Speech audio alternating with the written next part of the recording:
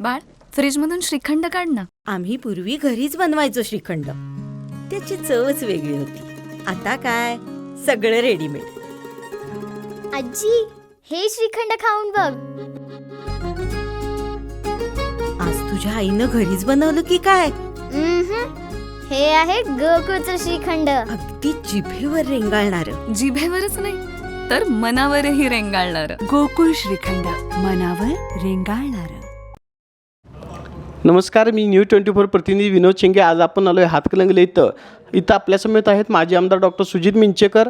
हुपरी येथील जवळजवळ 16 नागरिक पहलगाम इथं अडकले आहेत. त्या नागरिकांना सेवासुविधा देण्यासाठी डॉक्टर मिंचेकर यांनी डायरेक्ट मंत्रालयाशी संपर्क साधून त्या लोकांना सर्व सेवासुविधा उपलब्ध करून दिल्या.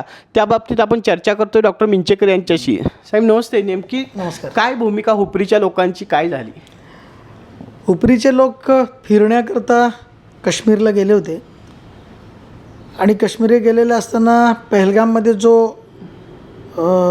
धमाका झाला, जिथं अतिरेक्यांच्या हल्ल्यामध्ये 27 पर्यटक मृत्युमुखी पडले आणि ते जे पर्यटक होते त्यांच्यामध्ये बहुतांशी पर्यटकांना तुम्ही हिंदू आहे की मुस्लिम आहे असं विचारून त्यांनी गोळ्या घालण्यात आल्या. या गोष्टीचा पहिल्यांदा हातकणंगले विधानसभा मतदारसंघाच्या सर्व जनतेच्या वतीनं आम्ही जाहीर निषेध या गोष्टीचा करतो. जेव्हा हे लोक पर्यटनासाठी गेले होते तेव्हा कळलं त्यांना की बाबा अशी गोळीबार झाला. त्यावेळेला ते लोक हॉटेलमध्येच थांबले आणि तिकडं संचारबंदी लागू झाल्यामुळे त्यांना बाहेरही पडता येईना आणि विमानाची तिकीटं त्यांना मिळत नव्हती.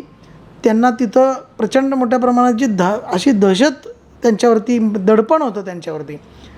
त्यांनी ताबडतोब मला फोन केला आणि मला त्यांनी त्यांची कैफियत सांगितली की असं असं झालेलं आहे आणि तुम्ही आम्हाला मदत करायला लागते. ताबडतोब आम्ही तशा पद्धतीचे गिरीश महाजन साहेबांच्या OSDPS यांना फोन लावले. ताबडतोब पत्र तयार करून मेल केला.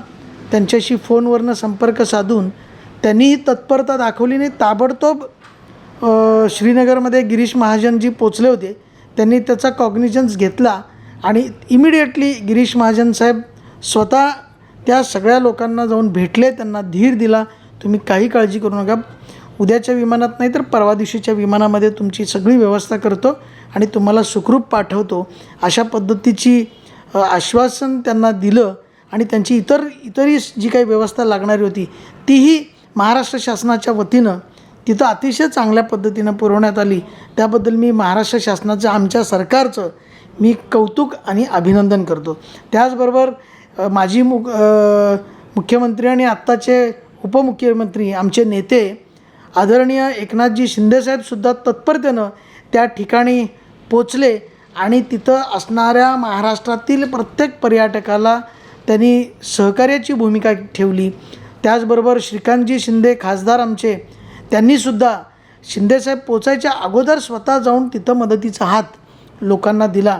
ही खरं वास्तविक पाहता शिवसेनेच्या माध्यमातून जी काम करण्याची जी कळकळ आहे, कशा पद्धतीनं लोकसेवा करायची, खऱ्या अर्थाने हे शिवसेना एकनाथ शिंदे साहेब यांच्या गटाकडून शिकण्यासारखं आहे.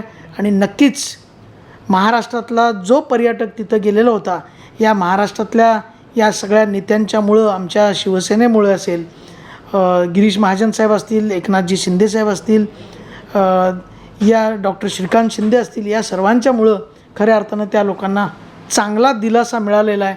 आणि ते सगळे पर्यटक कोल्हापूरला आणि महाराष्ट्रातल्या इतर ठिकाणी सुखरूप येतील याची मला 100% खात्री आहे. देशावर झालेल्या हा भ्याड हल्ल्यासंदर्भात पंतप्रधान नरेंद्र मोदींनी आज 5 निर्णय घेतले आणि संपूर्ण भारत देश त्या निर्णयाचं स्वागत करतोय. याबद्दल आपल्याला काय सांगायचं आहे?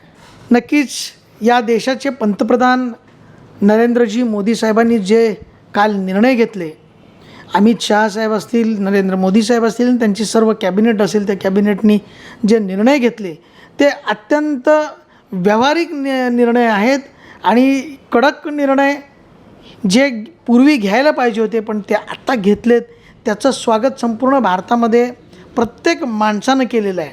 नाकाबंदी केल्याशिवाय तोंड उघडणार नाही. आज या लोकांना पाण्याची सुविधा आमच्या भारतातनं पाणी तिकडं जेव्हा सोडलं जातं त्याच वेळेला तिथं पाणी मिळतं, अन्यथा त्यांना प्रचंड हाल अपेष्टा सोसावे लागतील याची त्यांना अजूनही जाण नाही आहे. पण हे ज्या वेळेला आता रोखलं जाईल त्यावेळेला हाल होतील त्या लोकांचे. पण माणुसकी म्हणून पाणी देणं गरजेचं आहे, पण थोडं नाक दाबणं गरजेचंच होतं.